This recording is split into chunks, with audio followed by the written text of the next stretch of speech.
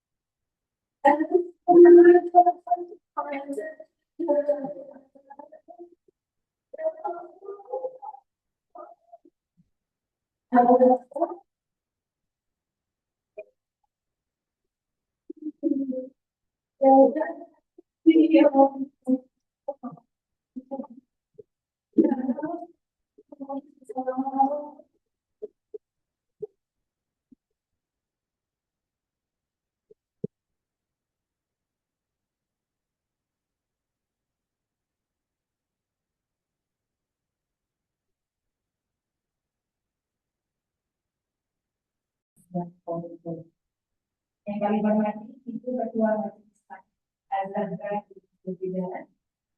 Yang kami hormati guru kami Ustaz Muhtadir, Ustaz Firman, Ustaz Zahra Syarifah Nabila, dan juga Ustaz Syarifah. Yang kami hormati Ketua dan juga pengurus dari Rumah Kasih Komputer beserta dari GKI Kasih dan seluruh tetamu undangan yang berbahagia.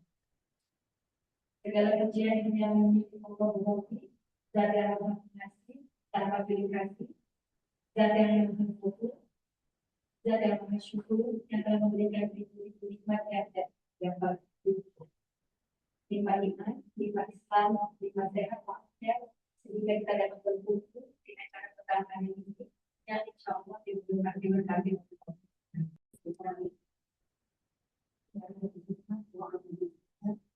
Allah kita akan diri kita itu kalau kita dengan syaitan begini ya ayat kata tidak apa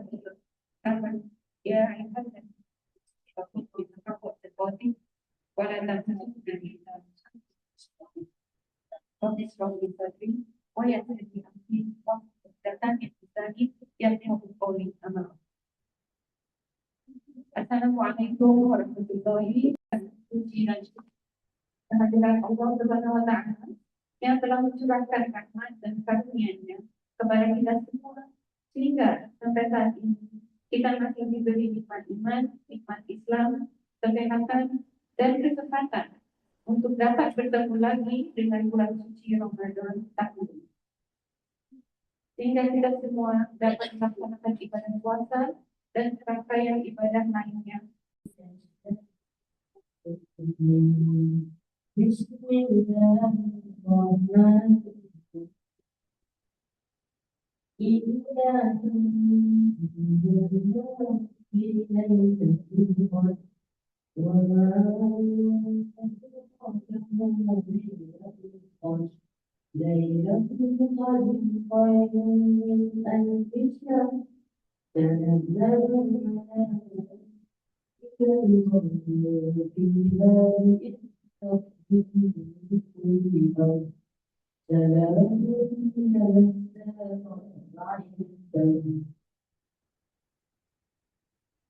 Dengan nama Allah yang Maha Pengasih, Maha Penyayang. Sesungguhnya kami telah menurunkan Al-Quran pada Muhammad. Dan tahukah kamu apakah kemuliaan itu? Malah kemuliaan itu lebih baik daripada seribu. Pada malam itu, para malaikat dan roh Jibril dengan izin Tuhan untuk mengatur seluruh dosa. Sejak malam itu sampai ke depan.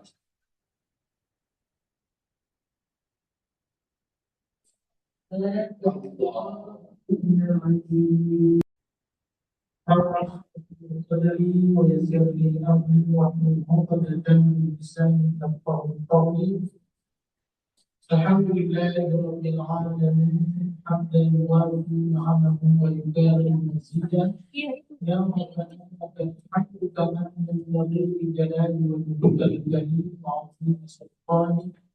اللهم صل وسلم على سيدنا محمد وعلى ال محمد والحمد لله رب العالمين. Alhamdulillah yang sama-sama kita berhati di beberapa majelis taklim Azhar Siti Ustaz Muhammad Ustaz Syarifah yang sama-sama alhamdulillah insyaallah kita akan tutup majelis khatam Quran kita. Maka dalam hadis yang tidak putih Al-Quran dan dalam Al-Quran. Apabila seorang hamba itu mengatakan Quran, maka Allah akan turunkan rahmat kepada mereka. Kemudian Allah Al-Quran sunnah dalam al-malam dan doa di Al-Quran orang yang mengatakan Quran dapat itu mereka akan melakukan doa. Kemudian kita akan Al-Quran sunnah dan tidak Quran disipulkan ada lagi. Kemudian orang yang mengatakan Quran itu salah satu 60.000 mereka akan beristighfar yang pun kepada mereka. Ada salah satu tidak syarat pada masa nanti sebelum kita tutup. Salah satu seorang sahabat yang akan saya sampaikan ini Ibnu Abbas itu salah satu beliau itu juga memperkerjakan orang yang sudah catat apa tujuannya? Salah satunya agar bisa mendapatkan keberkahan dari Islam. Jadi dia sahabatnya bahkan mereka itu ketika hadir di Islam pun seperti lima pengurus sehingga masih apabila kadang-kadang melakukan hal tersebut sehingga santunan yang salah satu jadi ada kita maksudnya pada mudah-mudahan kajian ini mendapatkan kebaikan mudah-mudahan dari setiap huruf yang dibaca tanpa pahala mendapatkan derajat dan yang penting dari setiap huruf yang kita baca dapat menunjukkan dari setiap dosa kita insyaallah. ثم خصوصا على هذه النية وعلى كل نية صالحة الفاتحة.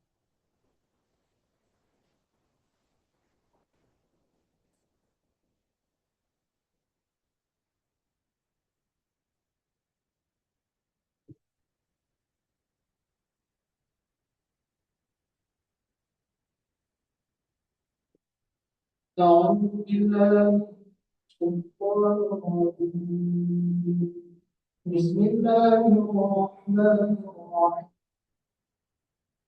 الحمد لله رب العالمين حمدا يوافي نعمه ويكافئ مزيدا يا ربنا لك الحمد كما ينبغي لجلال وجهك الكريم وعظيم سلطانك اللهم صل وسلم على سيدنا محمد اللهم اغفر لنا ذنوبنا وإخواننا وارحمنا ربنا صغارا ولتكفينا وبدفاتنا ومشايخنا وأساتذتنا ولمن حضرنا ولمن غفرنا ولجميع المسلمين والمسلمات والمؤمنين والمؤمنات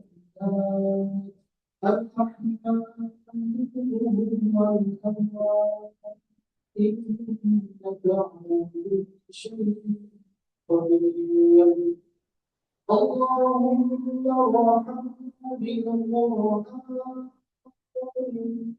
اللهم ارحمنا بالقرآن واجعله لنا إماما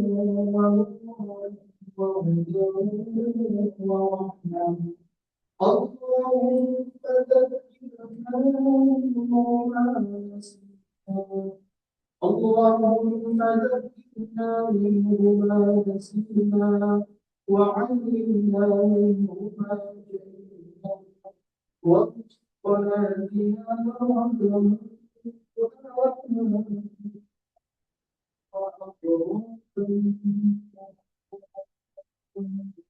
واجعله لنا حجة يا رب العالمين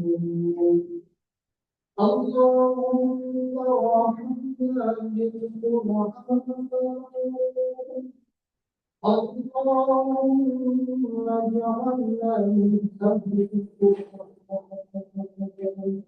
اللهم نور قلوبنا بالقرآن وزين أخلاقنا بالقرآن وأدخلنا من جنة القرآن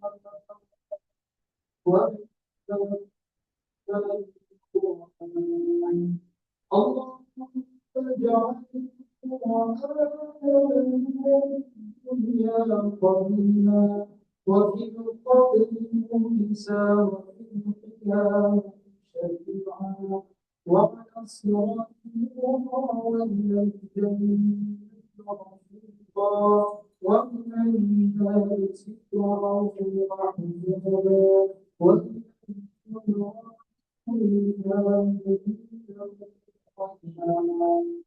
اللهم انفعنا بالقرآن اللهم انفعنا بالقرآن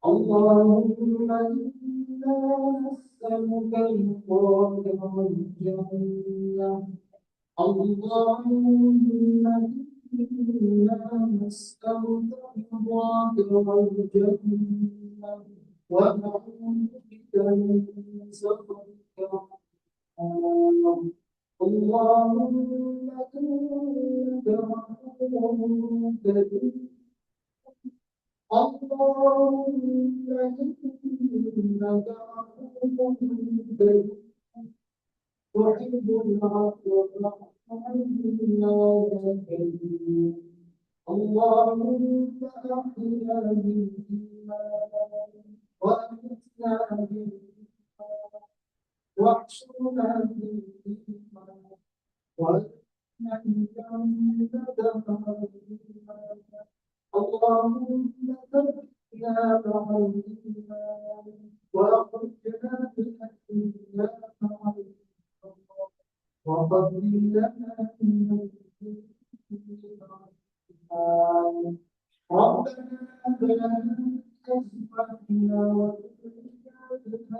ودرعوا وجعلنا للمتقين إماما ربنا ظلمنا أنفسنا وإن لم تغفر لنا وترحمنا لنكونن من الخاسرين ربنا آتنا في الدنيا حسنة وفي الآخرة حسنة وقنا عذاب النار صلى الله على سيدنا محمد وعلى آله وصحبه وسلم سبحان ربك رب العزة عما يصفون وسلام على المرسلين والحمد لله رب العالمين. السلام عليكم.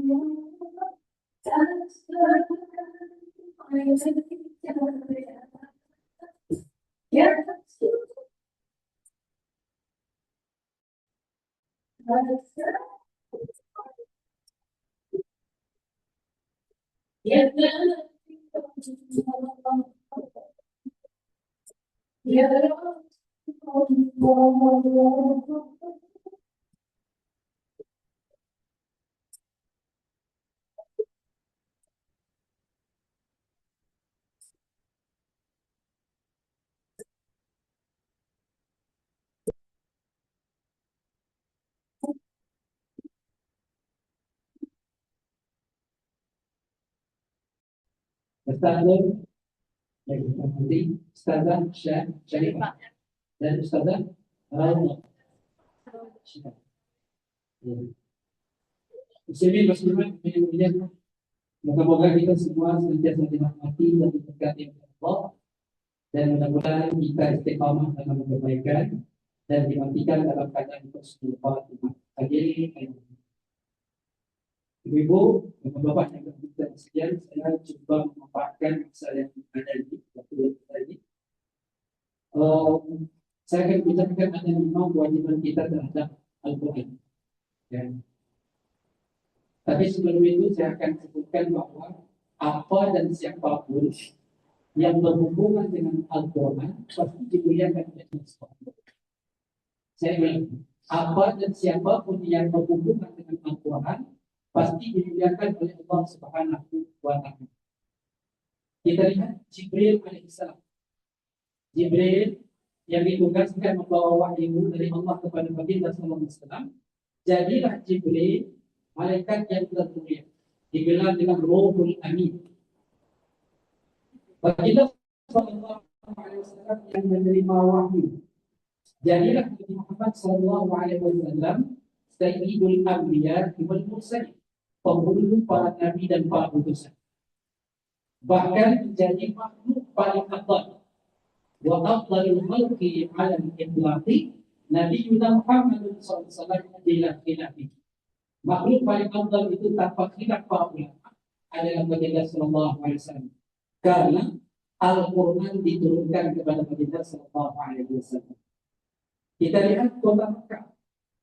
Mekah itu, ibu-ibu, bapak-bapak yang dirahmati Allah sekalian, sebelum Al-Quran diturunkan, Al-Quran menyebutnya dengan biwadin ghairi zar'in, lembah yang tidak ada tanam-tanam, padang tandus itu. Maka tanda orang yang kenal Mekah pada waktu itu. Tapi kalau di Mekah, jadilah Mekah itu ummul qura, walitul jira ummat wal umur. Al-Quran itu negeri-negeri. Jadi apakah Al-Mukarramah induk kepada semua negeri-negeri yang ada di atas muka bumi ini, karena Al-Quran diturunkan di Mekah Al-Mukarramah. Apalagi bulan Ramadan ini, Syahrul Ramadan alladzi unzila fihi Al-Quran. Bulan Ramadan itu adalah bulan yang diturunkan Al-Quran di dalam. Karena Al-Quran diturunkan di bulan Ramadan, maka ibu, bapak-bapak yang dirahmati Allah sekalian, jadilah Ramadan ini sayyidul syuhur, penghulu kepada semua bulan, pemimpin kepada semua bulan. Apalagi Lailatul Qadar, malam di mana Al-Quran diturunkan untuk kali pertama sekalian Lailatul Qadar. Karena Al-Quran diturunkan pada Lailatul Qadar, inna anzalnahu fi lailatul qadar, sesungguhnya kami telah menurunkan ayat Al-Quran pada malam Qadar, maka jadilah Lailatul Qadar khairun min alfi syahr, lebih baik daripada 1000 bulan. Ringkasnya, apa dan siapapun yang berhubungan dengan Al-Quran pasti mulia. Pesan, sekiranya kita ingin dimuliakan, seperti Jibril dimuliakan, seperti Rasulullah SAW dimuliakan, Makkah dan Lailatul Qadar dimuliakan, pastikan kita berhubungan dengan Al-Quran, senantiasa bersama dengan Al-Quran. Awas, ingat, hati-hati.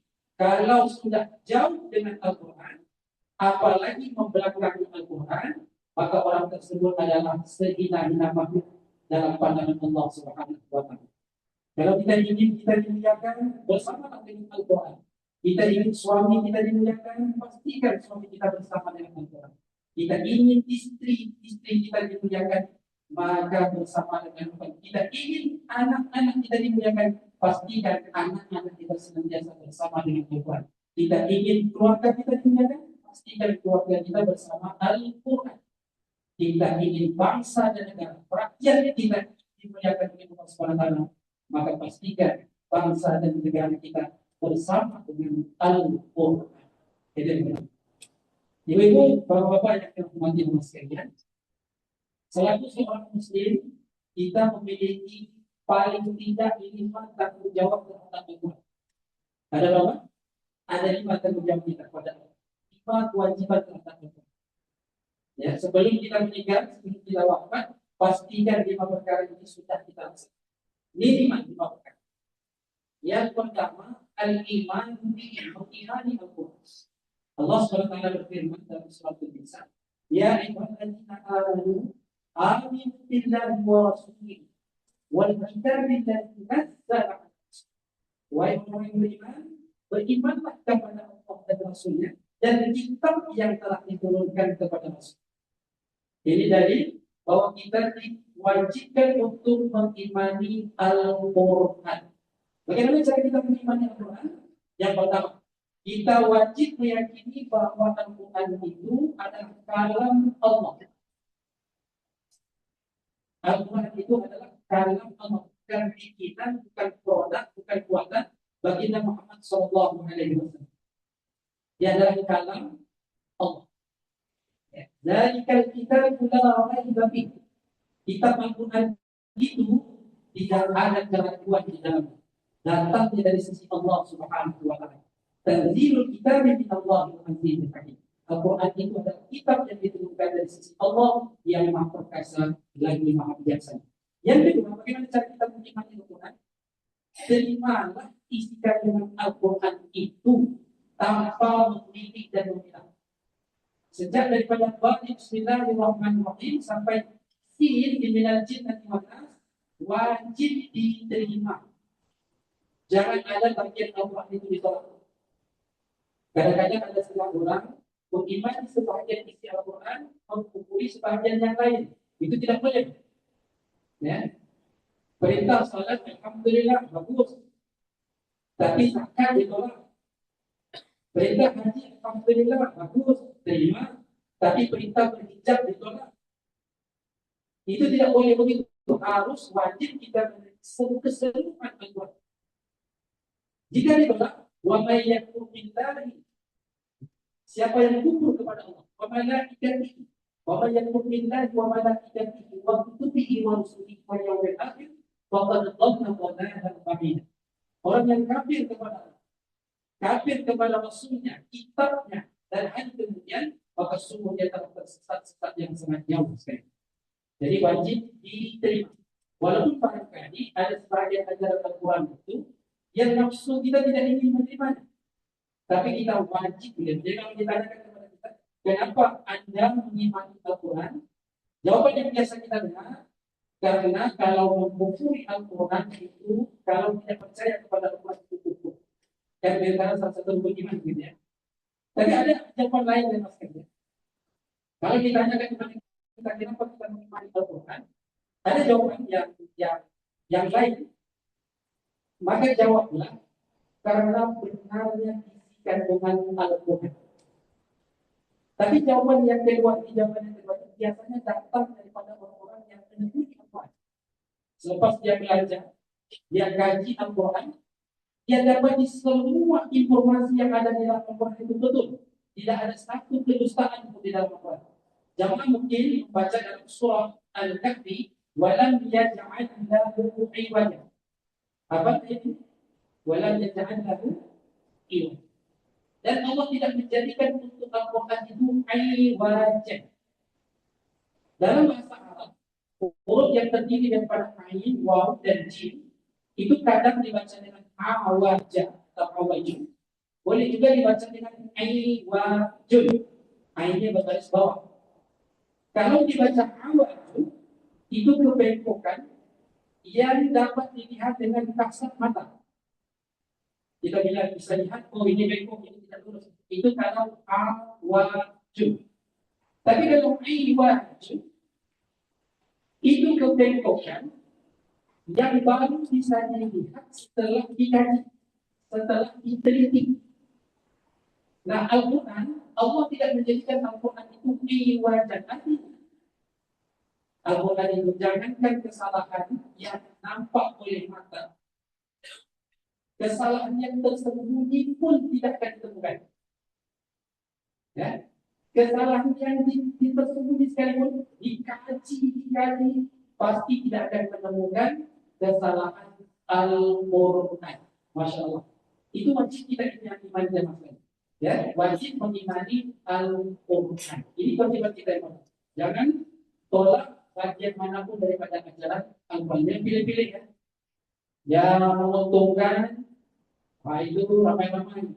Ya, bercakap pasal Al-Quran. Tapi ketika Allah meminta pengorbanan, ramai-ramai lari dari kata Al-Quran. Itu bukan sikap seorang mukmin terhadap Al-Quran. Ini kewajiban kita yang pertama, mengimani Al-Quran. Kewajiban kita yang kedua terhadap Al-Quran adalah tilawah, membaca Al-Quran. Allah berfirman, "Innama umirtu an a'budu rabb hadhihi al-baldati allati harramaha wa lahu kullu syai' wa umirtu an akuna minal muslimin wa an atluwa al-Quran." Ada tiga perintah Allah dalam ayat ini: menyembah Allah, menjadi seorang muslim, dan mentilawah Al-Quran, membaca Al-Quran. Wajib seorang muslim yang beriman kepada Al-Quran wajib membaca Al-Quran. Paling tidak dia mesti tahu bacaan Al-Fatihah untuk dalam Islam. Wajib pandai membaca Al-Quran. Masya Allah. Ibu-ibu yang dirahmati Allah sekalian, membaca Al-Quran ini menarik ya. Kita lidah kita di orang Indonesia, orang Malaysia, walaupun kita nggak paham Al-Quran, tapi bacaan Al-Quran kita kadang-kadang itu lebih bagus daripada orang-orang. Itu yang kalau Allah SWT itu kan menggunakan Malaysia, Indonesia, Brunei. Biasanya orang yang tidak mengerti bahasa satu kaum itu biasanya tidak bisa baca sedikit. Seperti bisa bahasa Tamil, enggak bisa ya. Jadi nggak bisa baca surat Tamil, nggak bisa. Biasanya gitu. Kita nggak bisa bahasa ini, maka tidak bisa membaca tulisannya. Tapi menarik, orang yang tidak bisa baca Al-Quran itu bisa membaca Al-Quran bahkan lebih bagus daripada orang yang memahami bahasa Al-Quran. Luar biasa. Apa yang saya maksudkan ini? Tidak ada alasan untuk kita tidak pandai baca Al-Quran sebenarnya. Ya, kita kan bukan orang Arab, jadi apa-apa lah kita bisa baca Al-Quran. Tidak ada alasan. Kita dianugerahkan lidah yang bagus oleh bisa membaca Al-Quran dengan baik dan benar. Dan baca Al-Quran, wastil Quran tartila. Jadi baca Al-Quran itu dengan tajwid. Oleh karena itu, ibu ada kelas tajwid ya. Belajar tajwid supaya bacaan kita itu seperti bacaan Baginda Sallallahu Alaihi Wasallam. Nanti kalau sudah selesai tajwidnya, mungkin ibu ingin belajar apa itu? Tarano mungkin ya, silakan. Kemudian ibu baca belajar qiraat. Sekarang kita pelajarannya. Saya tadi belajar belajar di YouTube. Nah, setelah menjadikan Ustaz baca kritik soal ada tindakan kaum dan ibu. Wailil maghdubi alaihim. Jadi imam terus bahwa surat tadi akan kaum dan ibu wailil maghdubi alaihim waladhdallin. Lakukan itu biasanya waladhdallin waladhdallin. Jadi kadang-kadang aku suka gitu ya. Ingin parah gitu ya. Baru tahu sedikit terus bawa imam gitu ya. Boleh belajar nanti, belajar qiraat, belajar tawadhu. Pastikan kita bisa membaca Al-Quran. Dan menarik, kata Allah SWT dalam surah Fatir ayat yang ke-29, ada 3 amalan yang tidak akan menyebabkan kita rugi selama. Innal ladzina yatluna kitab Allah wa aqamus shalah wa anfaqu mimma razaqnahum sirran wa 'alaniyah yarjuna tijaratan lan tabur. Ada 3 amalan yang pasti menguntungkan, tidak akan rugi untuk selama-lamanya. Kalau perdagangan, kalau orang berdagang, orang berbisnis, itu biasanya ada untung, ada rugi. Kan? Ada kalau berdagang itu untung banyak, jarang lah. Biasanya untung rugi, untung. Ya, biasanya begitu. Kan?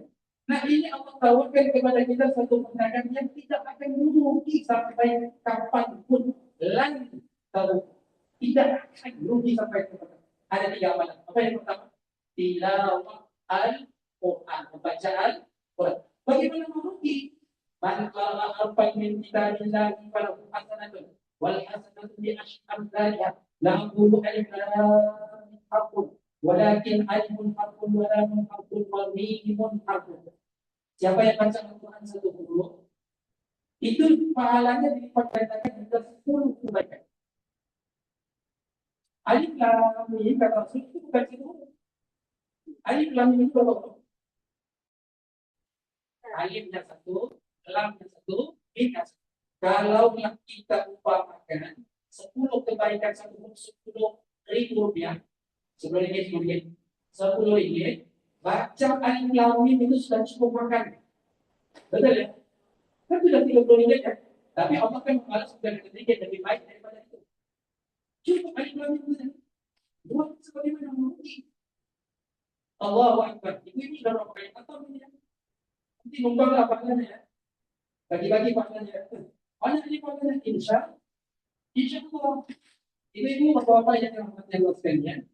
Hadis ini juga memberikan informasi kepada kita bahwa baca Al-Quran itu walaupun tidak mengerti, tetapi sebab ayat kami ulama tafsir klasik itu tidak menerjemahkannya. Bukan setakat tidak menafsirkan, kata Allah a'lamu bi muradi, Allah akan tahu maksud kita. Dan tidak ditafsirkan. Oleh karena itu yang tidak kita pahami pun baca yang baca pun dia akan dipahami, tapi memang dibandingkan dengan yang paham belum yang paham. Jadi orang semua kalau kita tinggal apa itu semua jangan sekalian baca Al-Quran, tapi pastikan bacanya bertajwid. Ini yang kedua, yang ketiga. Yang ketiga, al-fahmu bihi, berusaha untuk memahami Al-Quran. Berusaha untuk memahami Al-Quran. Bapak Ibu yang dirahmati Allah sekalian, seperti yang kita ketahui Al-Quran itu berbahasa Arab. Ya, untuk nanti mengamalkan Al-Quran, kita diperintahkan dituntut untuk berusaha memahami Al-Quran tersebut. Allah berfirman dalam surah Muhammad, "Afala yatadabbaruna al-Qur'an am 'ala qulubin aqfaluha?" Mengapakah mereka tidak mau memahami Al-Quran dan tadabbur Al-Quran? Atau atas hati-hati mereka itu ada kunci-kunci. Orang yang tidak berusaha memahami Al-Quran itu berarti hatinya terkunci. Alhamdulillah. Beruntung ibu-ibu ada kelas-kelas Al-Quran, tajwid, ada kelas tafsir dan berbagai kelas yang berkaitan dengan Al-Quran. Pastikan kita ada usaha untuk memahami Al-Quran. Oleh karena itu maka sedikit-sedikit belajarlah bahasa Arab paling tidak ya. Bahasa-bahasa Arab, basic bahasa Arab itu harus dipelajari. Paling tidak ya kalau pergi ke Mekah, mereka kalau pergi ke Mekah paling tidak tahu ya lampu gitu ya. Ada seorang makcik itu, ini cerita ya. Dia kan tak bisa tidur kalau ada lampu. Mau bercakap dengan penjaga hotel itu ketahui bersama lampu apa. Akhirnya dia ingat anaknya nama Nur. Dia itu kan saya. Dia panggil, oh. Tapi mau bilang matikan lampu gimana? Ingat kita pusat bilang kita cakap inilah jangan sampai begitu kan. Sedikit-sedikit kita paham. Itu kalau kita pergi haji, kalau dulu kan ada itu buku bahasa Arab dasar itu. Kan kadang-kadang dengan penting dengan bahasa Arab dasar. Wow, belajar bahasa Arab kan. Padahal yang kita jalan itu kan bahasa Indonesia semua kan. Tapi mau bagus. Kami kalau melihat ini berapa harga? Orang-orang punya salah dunia. Ini dia. Salah itu apa? Akhirnya nasib baik ingat. Jadi pertama ini saya akan tertentu 3 hari. Kan mau pulang kan? Kan kamu cuma kan? Jadi apa? Rakaat ini dia kan? Rakaat ini. Dia bilang 2 rakaat. Belajarlah di sekitar sama tapi tujuannya bukan untuk komunikasi tapi untuk memahami Al-Quran. Berusaha untuk memahami. Iya. Iya tidak baik kewajiban kita terhadap Al-Quran. Al-amal bihi, mengamalkan Al-Quran. Bapak Ibu yang bertanggung jawab sekalian, banyak orang memahami mengamalkan Al-Quran hanya membaca. Membaca itu mengamalkan Al-Quran tidak salah. Tapi mengamalkan Al-Quran bukan hanya membaca. Maksud mengamalkan Al-Quran, mematuhi isi kandungan Al-Quran. Wahada kitabun anzalnahu mubarakun fattabi'uhu wattaqu la'allakum. Kitab Al-Quran itu diturunkan untuk diikuti, fattabi'uhu, ikuti Al-Quran itu. Amalkan isi kandungan. Isi kandungan Al-Quran ada berapa? Di kelas 1 yang kita sebutkan ada berapa isi kandungan Al-Quran? Ada 2. Secara umum isi kandungan Al-Quran ada 2. Perintah dan larangan. Cerita-cerita kisah-kisah yang ada dalam Al-Quran semua untuk menguatkan perintah dan larangan Allah. Patuhi perintah, tinggalkan larangan. Itulah makna amalkan Al-Quran. Yang terakhir, kewajiban kita yang terakhir yang kelima kepada Al-Quran adalah tablighu ilal akhirin, menyampaikan Al-Quran kepada orang lain, mendakwahkan Al-Quran. Rasulullah SAW bersabda, "Tablighu anni walau ayat." Sampaikan tentang aku walaupun 1 ayat. Nabi SAW bersabda, "Khairukum man ta'allama al-Qur'ana wa 'allama." Jiwa itu saya, "Khairukum man ta'allama al-Qur'ana wa 'allama." Sebaik-baik kamu adalah orang yang belajar Al-Quran dan mengajarkannya. Terhadap Al-Quran ada 2 pilihan. Ima belajar, wa ima mengajar. Atau belajar dan mengajar. Tidak boleh belajar tidak, mengajar pun tidak. Itu adalah seburuk-buruk kamu, kata Nabi SAW. Ya, sampaikan Al-Quran, dakwahkan Al-Quran. Bapak Ibu yang dirahmati Allah sekalian, kalau ingin dapat banyak pahala, kita wajib berdakwah. Ibu saudara, kita zakat, kita haji, ini memang sudah kewajiban kita. Kalau ingin dapat lebih kebaikan daripada Allah Subhanahu wa taala, berdakwahlah. Simak hadis Nabi. Ada al-khairi kafa'ili. Orang yang menunjukkan orang kepada kebaikan, pahalanya sama seperti yang melakukan kebaikan. Hanya saja ada sebagian orang menyangka, mengira bahwa dakwah itu hanya tugas para ustaz. Dakwah itu hanya tugas kiai-kiai, ya, hanya tugas guru-guru. Padahal dakwah bisa disampaikan oleh semua orang ikut kadar kemampuannya masing-masing. Saya selalu menyebutkan pada ibu masih ingat, ada 4 M bicara kita berdakwah. Masih ingat? Sudah lupa. Yang M yang pertama, mengajar. Siapa yang mengajar ini? Orang yang berilmu. Orang berilmu mengajar. Yang tidak berilmu jangan mengajar, takut berlupa atau sesat menyesatkan. Yang berilmu mengajar. Saya nggak ada ilmu, Ustaz. Kalau nggak ada ilmu masih ada rumah berdakwah. M yang kedua. M yang kedua, mengajar, mengongkosi, membiayai, menafkahi. Ini belajar, mensponsori, ya. M yang ketiga, mengurus. Ini yang susun jadwal, yang meeting, yang ini, yang itu, ya. Masya Allah, panitia pelaksana. Itu dakwah itu. Ini kita pikirkan yang mencatatnya aja dakwah. Ini yang antar WhatsApp, yang buat ini, yang buat itu. Itu pun saya tuh bukan panitia sekarang, masih ada M yang keempat. Apa yang keempat? Mengajak. Kalau dulu mengajak itu modalnya dia ngomong pun sudah cukup. Tapi kalau sekarang mengajak itu modalnya jadi ya. Jadi sekarang setiap kita mengajak itu adalah dakwah tidak memerlukan apa namanya mengajak tidak perlu ilmu. Keterlaluan kalau ada mengajak kita ke majelis ilmu. Dia bertanya, apa dalil wahana? Itu contoh banget gitu ya. Keterlaluan. Ya. Mengajak tidak perlu ilmu, mengajak tidak perlu fulus, mengajak tidak perlu jadi panitia.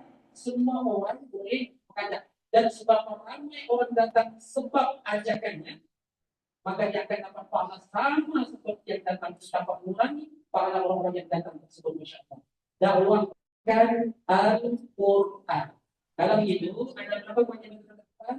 5. Yang pertama, mengimani Al-Quran. Yang kedua, membaca Al-Quran. Yang ketiga, memahami Al-Quran. Yang keempat, mengamalkan. Yang kelima, menyampaikan dan dakwahkan Al-Quran. Jadi ada 3 amalan yang kita akan rugi. Yang pertama, membaca Al-Quran. Yang kedua, tadi tak habis lagi ya. Yang kedua, mendirikan salat. Wa aqamus salat, mendirikan salat.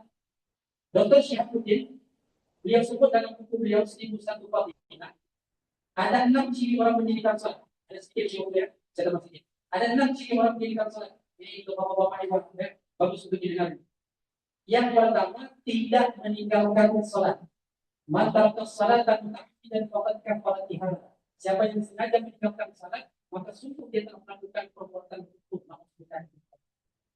Ada ulama yang bilang kufur dengan arti keluar dari agama atau kufur di sini makna pelaku dosa besar. Ya, sepakat para ulama meninggalkan salat dengan sengaja adalah salah satu daripada dosa. Ini ciri orang meninggalkan salat. Pertama, tidak meninggalkan. Yang kedua, tidak lambat salat. Inna salata kanat 'alal mu'minina kitaban mawqutan. Sungguh salat itu kewajiban atas orang beriman yang telah ditentukan waktunya. Lambat salat artinya salatnya tidak sempurna, sudah masuk waktu berikutnya. Dia takbir salat zuhur, Allahu Akbar. Bila sudah azan salat asar. Itu artinya lambat salat. Orang yang mendirikan salat tidak lambat salat. Dia dan salatnya di dalam waktu. Waktu boleh di awal, boleh di tengah, boleh di akhir. Walaupun di awal waktu lebih baik. Tapi selagi dalam waktu tidak dianggap melambatkan. Yang ketiga, ciri orang mendirikan salat ini tidak salat sendirian. Artinya salatnya berjamaah. Ini khusus untuk kita lagi ya. Salatnya berjamaah. Salatul jamaah afdal min salatil fardhi bi 27 darajah. Salat berjamaah itu 27 kali lebih baik daripada salat sendirian. Yang keempat, ciri orang yang mendirikan salat keempat ini untuk tidak lagi lagi tidak salat di rumah. Tapi salatnya di tempat-tempat disediakan untuk salat, masjid, surau, masya Allah, ya. Yang lagi kan begitu salatnya di masjid. Ini bagi tahu kepada suami, pada anak-anak lagi, apalagi di bulan suci Ramadan ini datanglah salat berjamaah di masjid. Kita coba. Yang kelima, menambahkan yang sunat-sunat. Jangan cukupkan salat kita itu dengan yang wajib saja itu ya. Kita ada qabliyah dan ba'diyah. Kita ada witir. Ini sekarang bulan Ramadan kita ada tarawih. Man qama Ramadan imanan wa ihtisaban, ghufira lahu ma taqaddama min dhanbihi. Siapa yang qiyam Ramadan karena iman kepada Allah dan penuh perhitungan, teliti muhasabah diri, mengharapkan pahala daripada Allah, Allah ampunkan dosa-dosa yang telah dilakukan. Tambahkan dengan sunat-sunat. Nanti ada tahajud, ada sunat taubat, ada witir, nanti siang ada duha. Jangan cukup apa fungsi salat sunat kita ini? 2 fungsi sunat. Yang pertama menampak. Apa maksud menampak? Kalaulah salat fardu kita ini ada kekurangan, maka salat sunat kita itu fungsi yang menambah kekurangan tersebut. Yang kedua, fungsi salat sunat adalah menambah. Kalau salat fardu kita ini sudah sempurna, maka salat sunat itu berfungsi menampakkan kebaikan-kebaikan kita. Tidak akan mungkin orang yang mendirikan salat sunat. Oleh karena itu, dulu kita dengar takrif sunat dalam fikih itu, kalau buat dapat pahala, dikatakan tidak berdosakan gitu. Sekarang kita tambahkan kalau buat dapat pahala, tinggalkan tidak berdosa, tapi rugi. Kan ini kan kalau tidak salat sunat, ya Allah Akbar. Yang terakhir, ciri orang mendirikan salat yang terakhir yang keenam adalah apa? Menambah berusaha untuk khusyuk. Berusaha untuk khusyuk. Khusyuk itu adalah kelebihan adalah keutamaan. Maka jumhur para ulama tidak mewajibkan kita untuk khusyuk, tapi berusaha untuk khusyuk itu wajib. Itulah ciri orang, 6 ciri orang mendirikan salat. Tidak meninggalkan salat, tidak lambat salat, tidak salat sendirian, salat berjamaah, tidak salat di rumah untuk lelaki, tapi salat di masjid, di surau-surau, tidak menambahkan yang sunat-sunat, dan berusaha untuk khusyuk. Ini 3 amalan yang tidak terluki: baca Al-Quran, mendirikan salat, dan yang terakhir, ya, wa anfaqu mimma razaqnakum sirran wa alaniya, berinfak, bersedekah. Masya Allah, ini tidak akan rugi. Bagaimana mau rugi? Masalah lagi yang dimulai awal di sana kita, kama tadi penjelasan sama tidak dimulai dengan apa? Allah Subhanahu wa taala. Orang berinfak itu adalah Allah. Seperti menanam satu benih, tumbuh 7 tangkai, setiap tangkai berbuah 1. 1 kali 7 kali 100. Paling kurang 1 dibalas 700 kebaikan oleh Allah SWT. Apalagi di bulan Ramadan, sedekah terbaik itu kapan yang Rasulullah sedekah terbaik itu adalah sedekah yang dia Ramadan dan Rasulullah sedekah pada bulan kebanyakan sedekah kita. Inilah 3 amalan yang tidak akan dibawa kerugian, akan diberikan keuntungan selama-lamanya: membaca Al-Quran, mendirikan salat, dan berinfak di jalan Allah. Terima kasih atas perhatian. Mohon maaf atas segala kekurangan. Semoga bulan Ramadan ini dapat kita isi dengan ibadah yang sebaik-baiknya. Pastikan kita senantiasa bertobat kepada Allah dan meningkatkan amal ibadah di bulan suci Ramadan. Moga-moga amalan saya, ibu dan bapak-bapak diterima oleh Allah Subhanahu wa taala. Semoga dosa-dosa kita diampunkan oleh Allah Subhanahu wa taala. Assalamualaikum warahmatullahi wabarakatuh.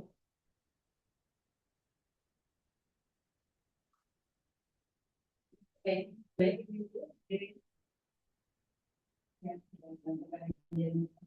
Ini tiba saat kita buka panah dan kemudian tulis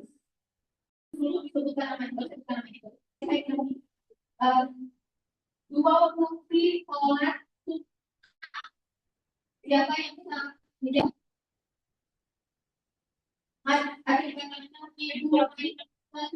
dua bukti sholat ya nggak ya yang isi 6 itu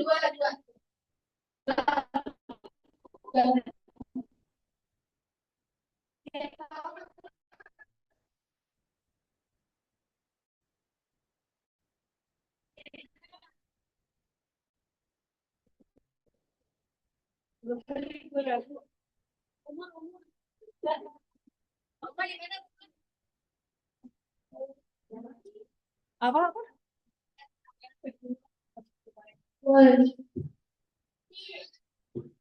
ya kenapa kekurangan ya tadi ya kenapa nanti silakan yang memberikan tadi saya sempat menyampaikan bahwa Al-Quran itu isinya tidak akan di wajah.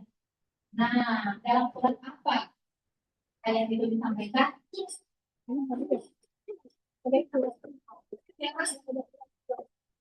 surat apa ayatnya? Ayat berapa? Suratnya doang. Boleh. Ayat. Terima kasih. Suratnya. Baik, kemudian tadi pulang bagi kabupaten 5 dan jadi tidak waktunya itu. Kemudian kemudian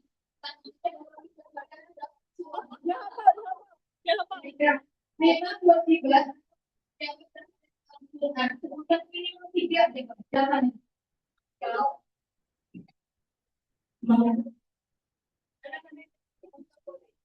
Satu Iya deh, iya kali ya. membaca, 3 Iya. 4 mengenalkan, dan 5 mendapati. Tergolong dalam golongan orang yang zalim. Dosa-dosanya. Jika ada yang bermaksud berikan hidayah kepada dia Allah.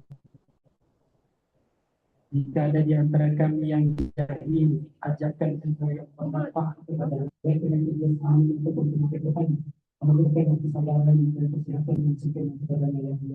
Ya Allah, jika ada yang susah, sembuhkan dia ini. Jika ada yang menderita, bahagiakan dia ini. Jika ada yang miskin, cukupkan dia ini. Ya Allah, ya Tuhan kami, jika ada yang kami yang bermasalah, berikan kemudahan yang Al-Quran menyebutnya dengan biwadin ghairi zi zar'in, lembah yang tidak ada tanam-tanaman, padang tandus itu. Maka tak ada orang yang kenal Mekah pada waktu itu. Tapi karena Al-Quran turun di Mekah, jadilah Mekah itu ummul qura, walitunzira ummal qura. Ibu Al-Quran itu negeri-negeri. Jadilah Mekah Al-Mukarramah induk kepada semua negeri-negeri yang ada di atas muka bumi ini, karena Al-Quran diturunkan di Mekah Al-Mukarramah. Apalagi bulan Ramadan ini, Syahrul Ramadan allazi unzila fihi Al-Quran. Bulan Ramadan itu adalah bulan yang diturunkan Al-Quran di dalamnya. Karena Al-Quran diturunkan di bulan Ramadan,